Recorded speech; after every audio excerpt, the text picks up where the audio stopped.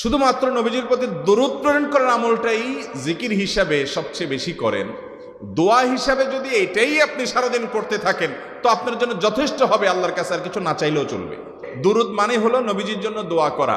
ভাই, আল্লাহ তার হাবিবকে রহম করবেন, আপনার আমার দোয়ার দিকে আল্লাহর তাকানোর কোনো ঠেকা আছে? নবীজি কি আমাদের দোয়ার কোনো মুখাপেক্ষী? কিন্তু আমরা তার জন্য দোয়া করলে ওই চান্সে আল্লাহ তাআলা আমাদের প্রতি অনুগ্রহ করবেন। একবার না, আপনি নবীজির প্রতি একবার রহমতের দোয়া করবেন, একবার দুরূদ পাঠ করবেন, মান সাল্লা আলাইয়া মাররাতান সাল্লাল্লাহু আলাইহি আশারা।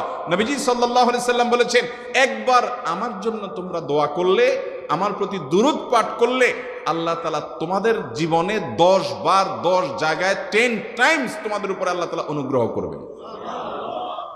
আপনি টেরও পাবেন না কত জায়গায় আল্লাহ অনুগ্রহ করেছেন, আল্লাহ বাঁচাই দিয়েছেন, একটুর জন্য শেষ হয়ে যান নাই। ওই যে দুরূদ পড়ছেন,